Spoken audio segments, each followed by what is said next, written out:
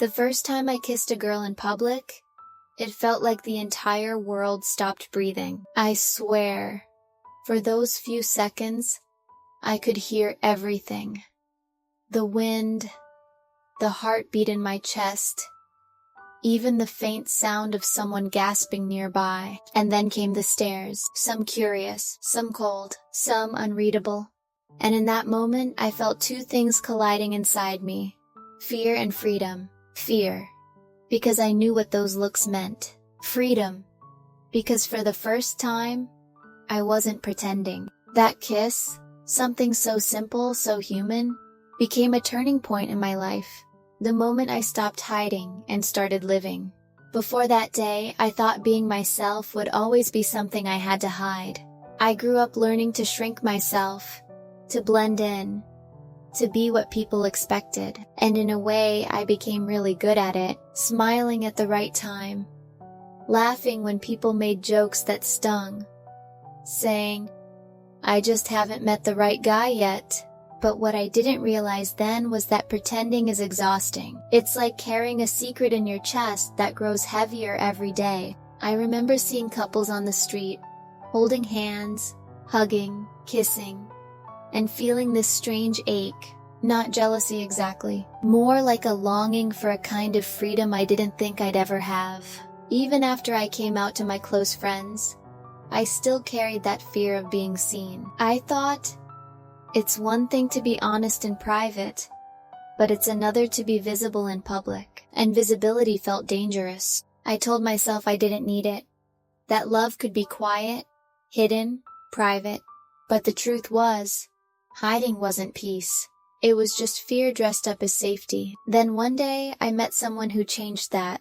Her name was Emily. She had the kind of laugh that made other people smile, even if they didn't know what was funny. And she had this calm confidence, the kind that made the world seem less scary when she was around. We met through friends, started talking, and before I knew it, she was in my world. Not just as someone I liked, but as someone who made me feel like maybe, for the first time, I didn't have to apologize for who I was. But when we went out together, the old fear crept back in. The first time she reached for my hand in public, my body froze. Not because I didn't want to hold her hand, but because I could feel the eyes. Even before I looked up, I knew people were watching. And that fear, that instinct, was powerful. It told me to pull away, to look normal, to keep us small. I smiled and pretended it didn't bother me, but it did, because every time I let go, I wasn't just letting go of her.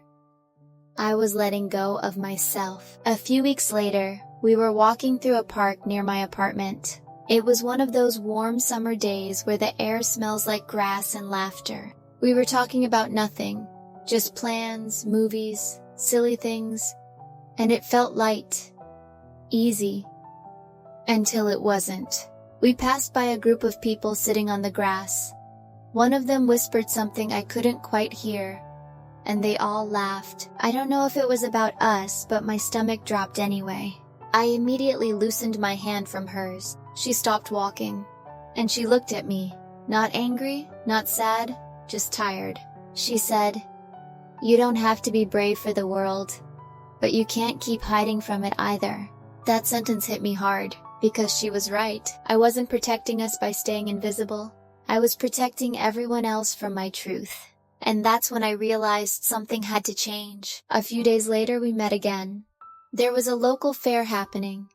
Colorful tents, music in the air, the smell of popcorn and lemonade.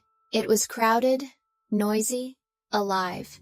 The kind of place where nobody really pays attention to anyone else. Or so I thought. We wandered around, bought ice cream, played a few games, and eventually sat down on a bench near the lake. The sky was turning gold, the water rippling with reflections of light, and for the first time in a long time I felt calm. She looked at me and said, "You don't have to, but if you ever want to stop hiding, I'll be right here." There was no pressure in her voice, no demand, just love. And before I could overthink it, Before fear could catch up, I leaned in and kissed her. It wasn't long. It wasn't perfect, but it was real. And then it's silence. When I opened my eyes, I realized people were looking. A few glances, a few stares. One person even whispered something I couldn't make out. My heart raced. My face burned. That familiar fear came flooding back. I wanted to disappear. But then, something unexpected happened. A little girl, maybe 10 years old, sitting nearby with her mom, pointed at us and said, "Mom, they're in love."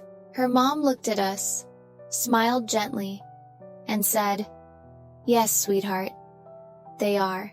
And just like that, the tension broke. Because it hit me. The world isn't made of one reaction. For every disapproving glance, there's kindness somewhere else. For every whisper, there's a smile. That moment changed me. It didn't erase the fear, but it reminded me that love can exist loudly, even when the world watches. Before that day, I thought being seen would destroy me. After that day, I realized it would set me free. Before, I used to shrink myself to make other people comfortable. After, I learned that discomfort isn't the same as danger. It's just part of growing. That kiss wasn't just a kiss. It was me choosing to take up space, to let love exist outside the walls I'd built. The truth is, fear doesn't disappear overnight. Even now, there are moments when I hesitate. Moments when the old instinct to hide comes back.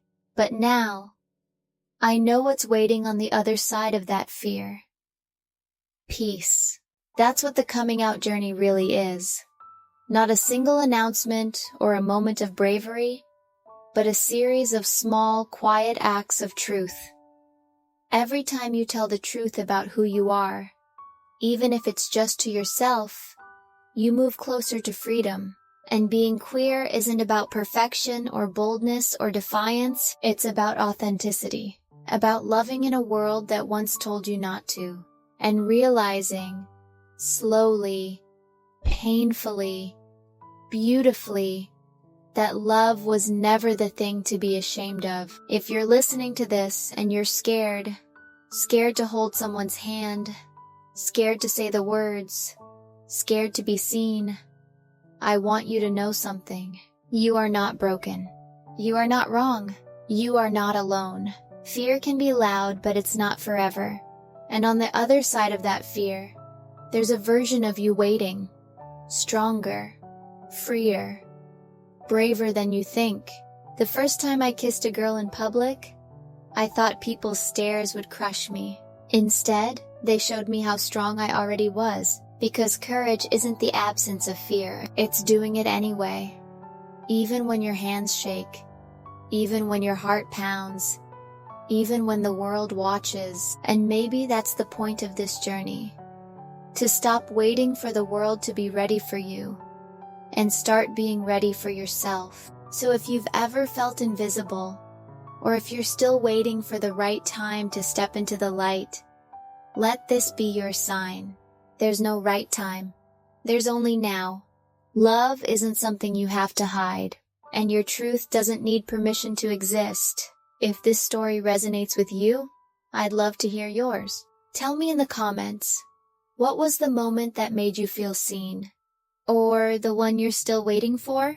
Because every time we share our lesbian stories, we remind someone else that their truth is worth telling too.